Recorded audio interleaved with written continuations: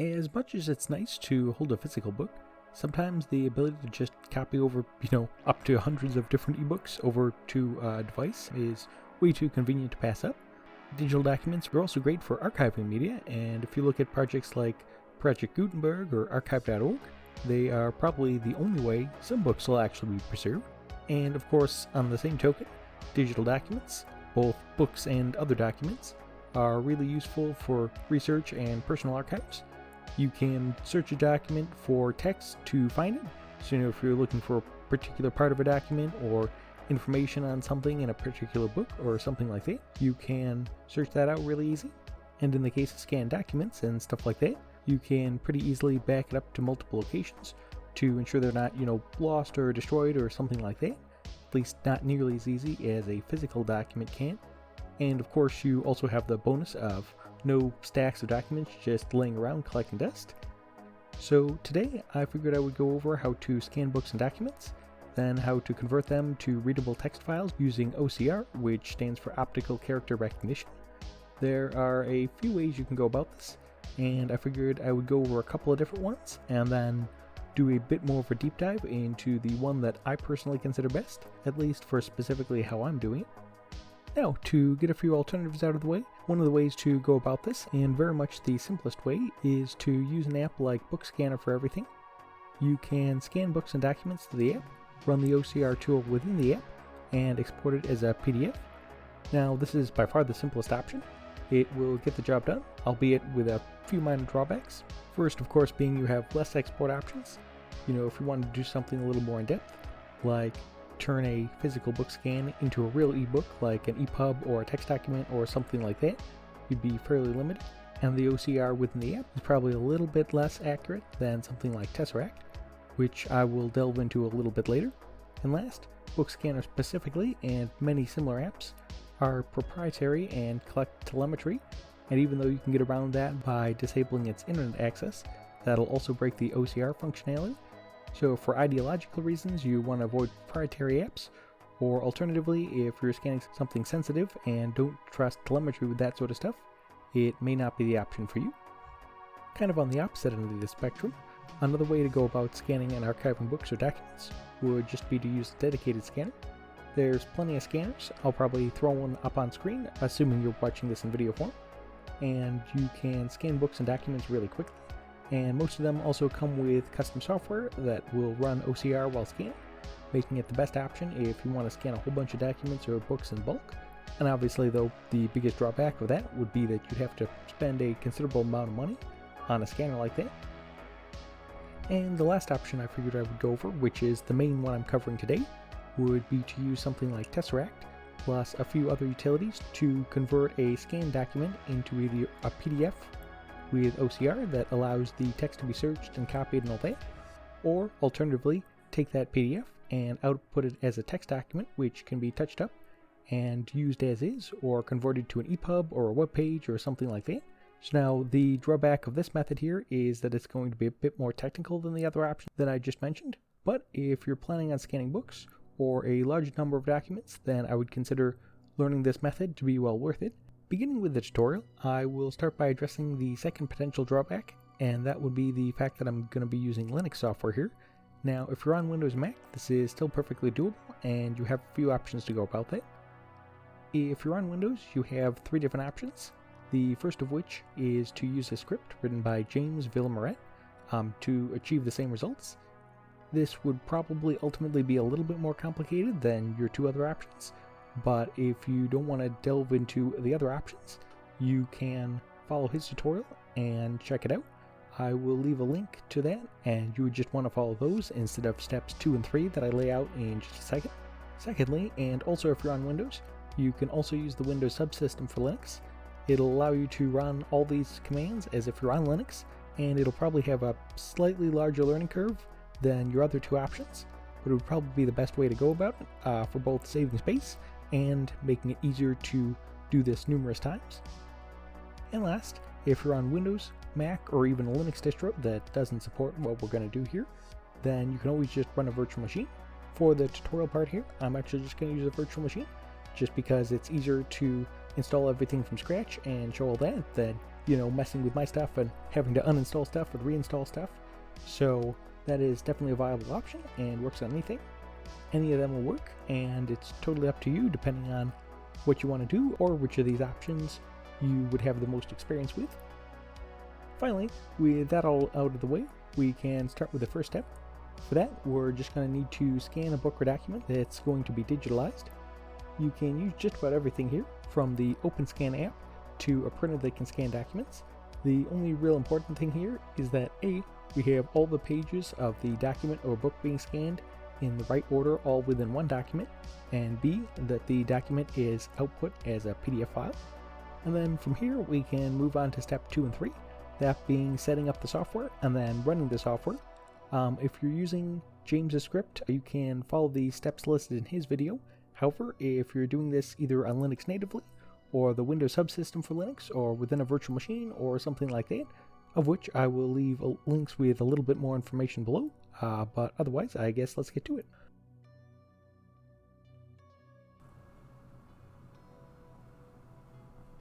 Yeah, so here we are in a temporary virtual machine. Just assuming that you've never really even toyed with any of this stuff, and you're just following along with the tutorial to use Tesseract to run OCR on software. We are going to open the terminal here and just type the two letters S and U. Now if you just set this up, you will just now enter your root password here, which would have been prompted for in the installation. Mine's only 4 characters because this is just a temporary virtual machine, but usually you want a bit of a stronger password than that. Now we're just going to run updates here. Type apt update.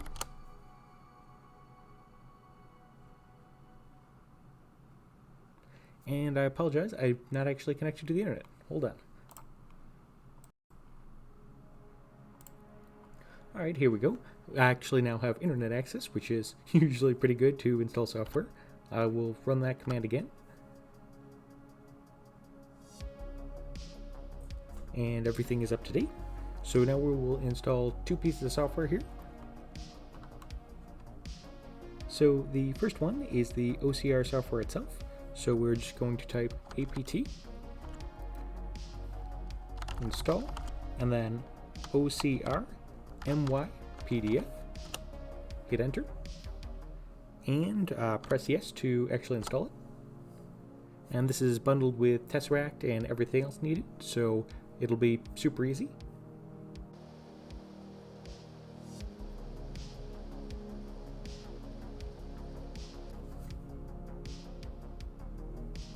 And now with that installed, we will just install the second piece of software here, Poppler Utilities.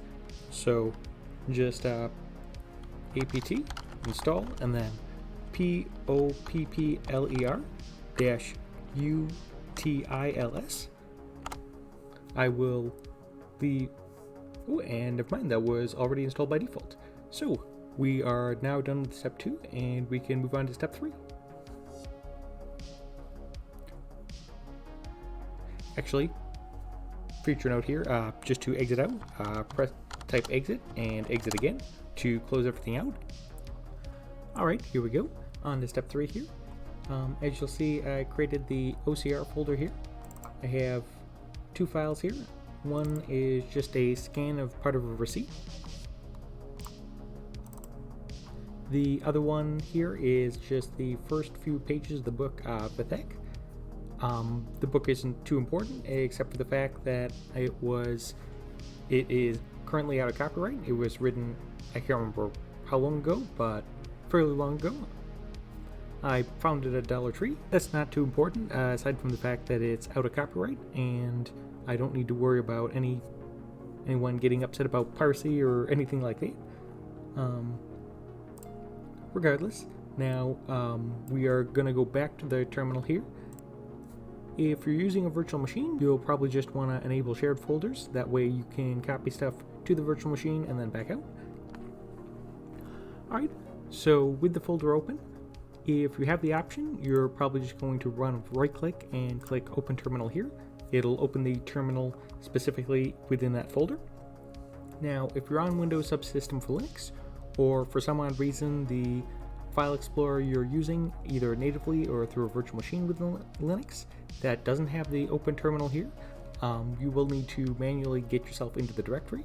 So see if I just exit out, so now I'm in my home directory on Windows Subsystem for Linux. You're just going to want to go cd and then paste in the file location. So in this case it would be desktop /OCR. Just hitting tab to autofill once there's only one thing that would be a valid input. So you press that, and now we can open this up again. Say open this here. You see, we can't select any text or anything like that. So what we're going to want to do is do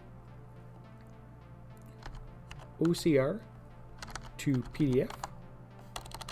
I'm sorry, actually ocrmypdf, if I can actually type right. And then we're going to do, since we're within the directory, we're going to, sorry, apparently I can't speak as well. We're going to want to do //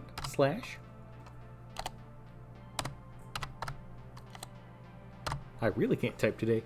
/ and then, for example, doing vathic, we're going to start typing the name of the document and then hit tab. And so now we're telling OCRMyPDF to work on that PDF document, and now we just select an output file. So let's just call it output1.pdf.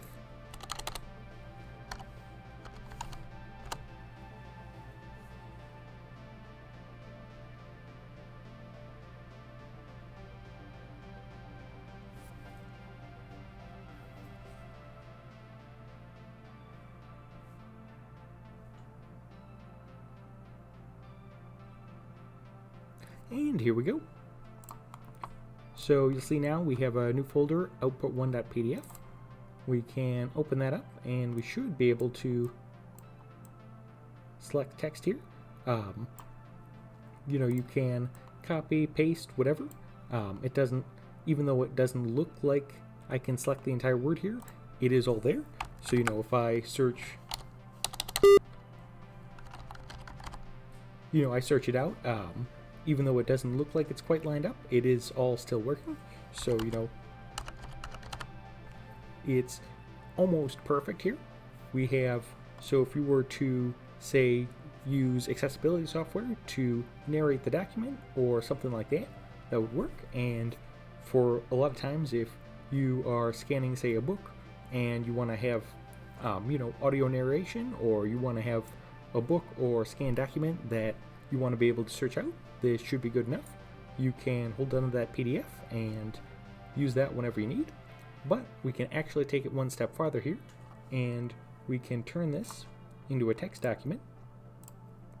So if you don't want it to be outputted as a PDF, either because you want to save space and just have the text itself, not the scanned images, or alternatively, if you want to turn that PDF into like an EPUB document or something like that, that way the text can be reflowed and it would be read much easier, then we can use one of the tools in Poppler utilities to turn that to a PDF. So what you're going to want to do here now is go, I believe it's PDF to text. That is, I might just have that wrong, but let's go with it. // output1.pdf. So again, we're just telling the PDF to text utility to select the output1.pdf and output that. Let's just name it text output.txt and hit enter again. And again, with my inability to type, let's correct the T here. If you hit the up arrow, it will select the last command you entered. So now with the correct words here, we can hit enter and it converts it almost immediately. Now, say we open it with Alright, I do not have LibreOffice installed on this machine. Hold on, I will be right back. Alright, I am back. In case you're wondering, LibreOffice is installed by default. It's just this was a copy of a different virtual machine and I removed some of that to save some space, but you won't need to worry about any of that unless you go messing around with stuff like I did and then end up regretting it and needing to reinstall it. But anyway, so now with LibreOffice actually installed, we can open the text output file we just made, and you'll see here once it loads, things aren't quite lined up perfectly. The startup tips, we can close that out. So you'll see, sometimes the paragraphs are a bit broken up, and once in a while we will see, it doesn't quite, it misinterprets a letter. It misinterprets a letter or something like that. But overall, it is almost perfect. So, say we were trying to convert a book into an ebook, what we would want to do here is just, fix the paragraphs here. So remove this.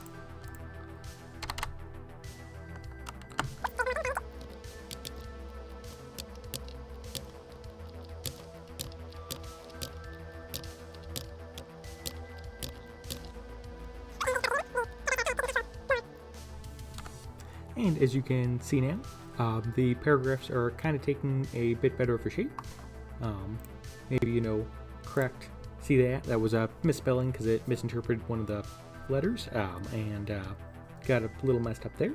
But now, obviously, if you were trying to do a whole book, this would probably take a little while. But you probably get the idea of how we would go from here. And then if you just wanted a text document, you would just hit save, and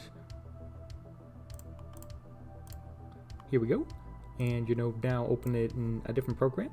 We got what is actually a, well, I guess word wrap's not on. Let's just enable word wrap so it doesn't get cut off.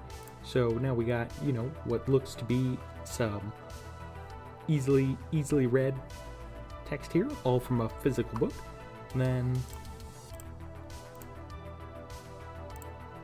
then say we wanted an epub instead of a text document. What you could pretty easily do is just hit export and then export as an epub. Nothing too crazy here.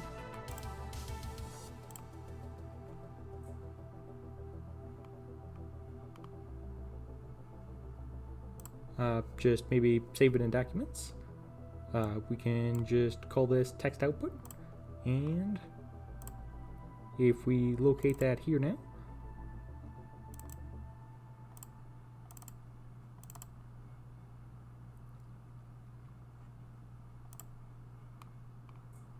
we have an actual ebook. Now obviously probably want to edit the, metadata like authorship and chapters and stuff like that. Though actually I believe the text doesn't actually have chapters, so but in most other books do. Alright, so at this point, no matter how you did it, you should now have a PDF with text that's recognized by any computer. And if you followed along with what I did, then you should also optionally have a text document with the text from the PDF dumped into it. If you instead followed the Windows Python script from James, you'll have a PDF with OCR run, but no text file. If you did follow the Python script and you do want a text file, that PDF can be converted with tools like Calibri, or through file conversion websites, or any number of other ways. And at this point, if you just wanted that PDF that can be searched out within a reader or used by text-to-speech software or something like that, then there's no need to actually get a text file. The PDF is all set to be stored away or used however you want it to be. On the other hand though, you may want the raw text instead.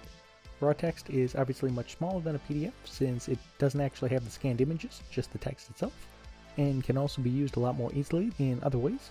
So starting with the raw text, like I kind of got to in the tutorial portion, you will need to edit it down, touch it up, fix any breaks, or proofread for any minor errors that Tesseract made. Otherwise, afterwards, you can use that text as is, being the most space efficient means of just storing the information from within what you scanned. Or, you can also copy and paste it into other Word documents or web pages or something like that. Or even, as I touched on in the tutorial, you can use something like LibreOffice or Calibri or something like that to actually convert that text file into an EPUB or other ebook formats, being the best way to store a digitalized book. And of course, it is a good thing to point out too that unlike the software that was fairly limited in what you could have stolen on, tools like LibreOffice or Calibri work on just about any operating system, so no need to either be running Linux or toying with virtual machines or subsystems or anything like that once you've actually got the PDF and text document. And I guess at this point you should be all set. Whether you're archiving personal documents or scanning books or documents to have a searchable resource for research or something like that, or scanning media for archival purposes, or scanning books to read on the go, or just playing around, I hope this was useful.